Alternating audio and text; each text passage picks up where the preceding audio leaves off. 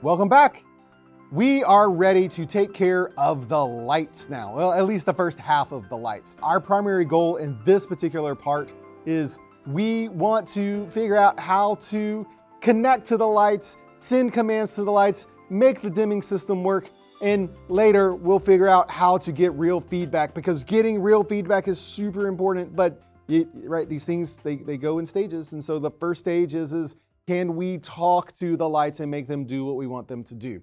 And so with that, in our design file, we have another little cut sheet from it's also the really good lighting TCP controller. And that's the first bit of information. It's a TCP controller, so it's on the network. We're gonna have to figure out how to talk across the network. It also is located at 127.0.0.1 on port 5103. Again, we're pretending, okay? You're looping back to yourself to make the emulator work. But importantly, it communicates with the following simple protocol. It has an EOL, which means end of line character, which is the \R. It has the set level command, setlvl:\xx. It has the get level command, getlvl. And then it says that it has a response, lvl@xx. All right, sometimes I wish these things would give more information, but we at least have this information. And I can tell you that the really good lighting controller is very kind. Very, very kind. It's very easy to work with. It's a good one for us to practice with. Part of the scope of work, we are going to be asked to provide 4 preset buttons and a fader to use as our one of our control surfaces. We're going to put them on the room layer. We need to add a text controller. This all makes sense, right? Let's dig in. Let's pick up the pace a little bit. Once again, let's bring in a text controller. And while we're here, let's update the label. And we're going to call this the lighting text controller. That's excellent. And so let's think about it. What kinds of controls do we need? Well, we were told we need some preset buttons and we need a fader. All right, fine. We're going to call this FDRLEVEL, fader level. Franklin Delano Roosevelt level. Got it? Yeah, it's going to be a knob, and it's going to run on not decibels, not hertz, not floats, not pan, not position, not seconds, probably not percent either. In fact, once again, I'm going to choose integer, but that actually leads us to a consideration. So Nate, we need to have basically, right, all faders basically run on percentages. We need to have 100 steps on our fader. So why not run from 1 to 100? Yeah, percent sounds like a great option here, right? It Your lights are 100% on or they're 0% on, right? What's wrong with that? A little bit, but let's look at that API one more time. What do you notice about the API? What is the set levels formatting? It's looking for how many digits? 2 X's. It's looking for 2 X's. That's no matter what level you want, you just send XX and it assumes that it knows what you're looking for. That's what it says here. Pretty clear. In the real world, everyone, Nate is not this dumb. He really isn't. I'm dumber. XX means that while we are looking for 100 steps, we need to capture those 100 steps with 2 digits. So when we come back to configure our knob here, our fader level, to get the 100 steps, but also meet the 2-digit requirement, we actually are going to run from 0 to 99. In fact, that's what the API is trying to tell you. Fader at 0 is at 0%. Fader at 99 is at 100%. Now, what about these preset buttons? We're going to call them BTN preset, but then we're going to do something different, something we haven't done yet in this course, which is, you see that little button there, this little thing called count? We actually are going to hit boom, boom, boom, give me 4 of these BTN presets, because actually what we've done is something really important. But before we get into what we've done, let's deploy our controls. Let's get them all haired and make-upped and make them pretty and get them where they need to be so that we can make use of those things as we write code. So first thing I'm going to do is I'm going to drag over all of my buttons. Take a minute to get these all pretty. I'm going to make my buttons be 90 by 90. I'm going to apply the class button style 1, which of course is the one that I really like. I'm going to pack them.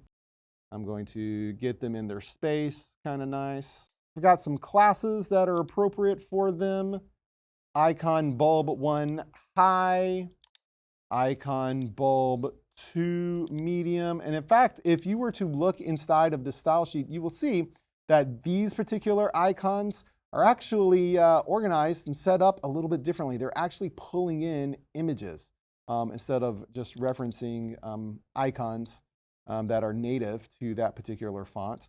So this is a little wrinkle, a little Easter egg for you if you look under the hood to see how to do these kinds of things. I'm just applying the styles for icon bulb 1, 2, 3, and 4.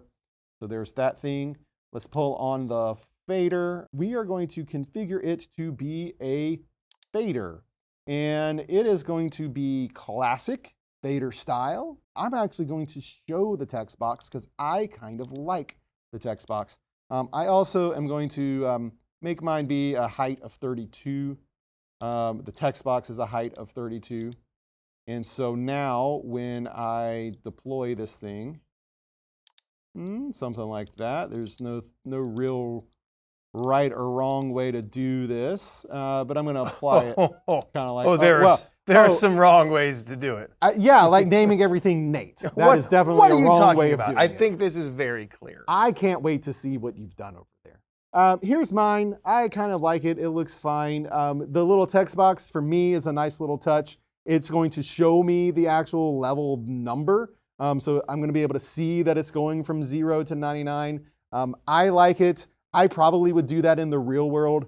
You don't have to if you don't want to for you, but for educational purposes, it will be handy as we move forward. Let's write the script. So let's dig into the script here for a moment.